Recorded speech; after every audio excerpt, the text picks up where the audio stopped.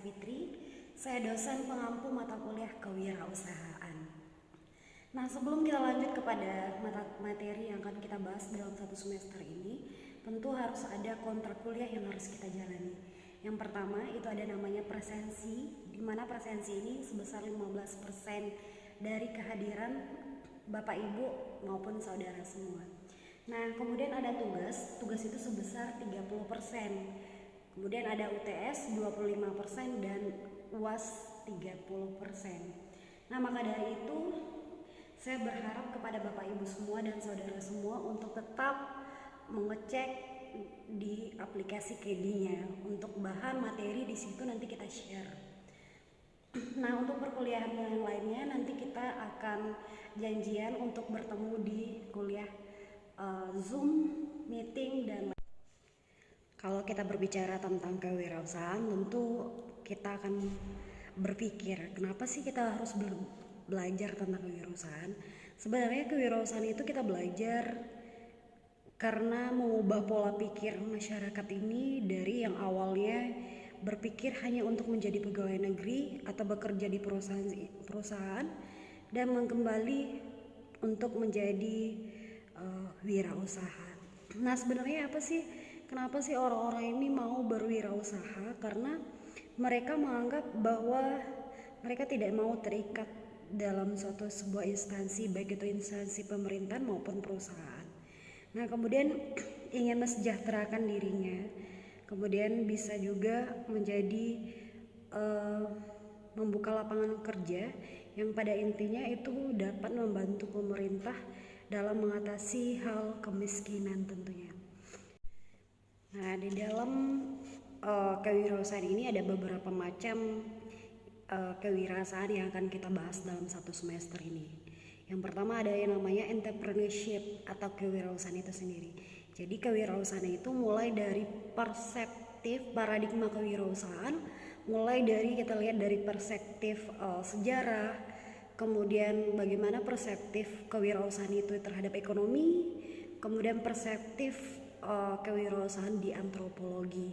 Kemudian kita juga akan belajar tentang prinsip-prinsip kewirausahaan, bagaimana manfaat, peran dan fungsi, karakter dan tantangan terhadap kewirausahaan itu sendiri. Kemudian yang kedua itu ada entrepreneurship.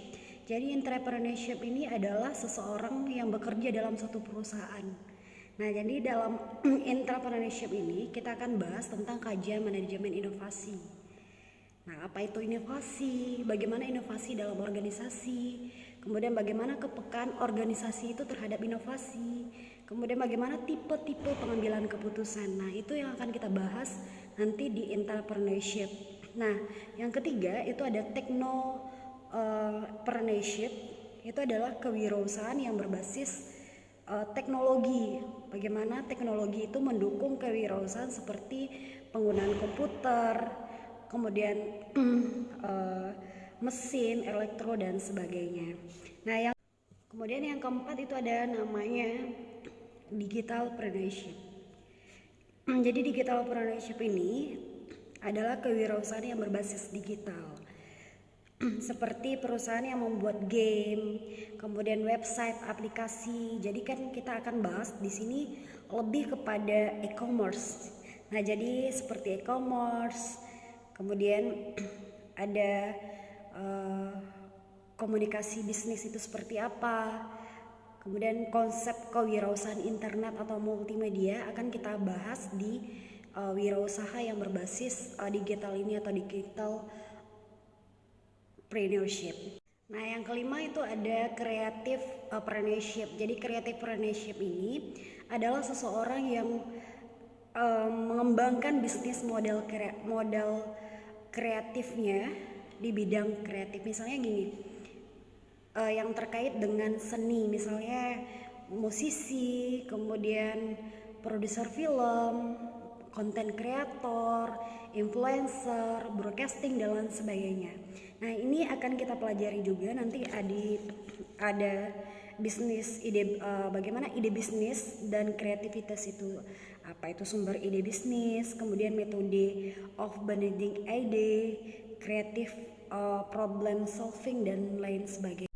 Nah, yang keenam itu ada namanya social partnership.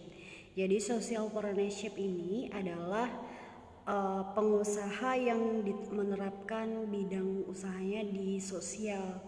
Misalnya mendirikan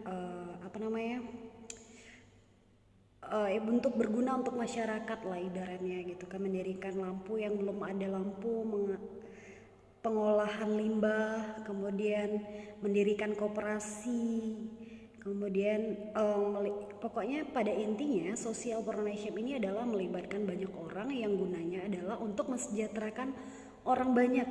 Nah, dan yang terakhir ada namanya governance partnership.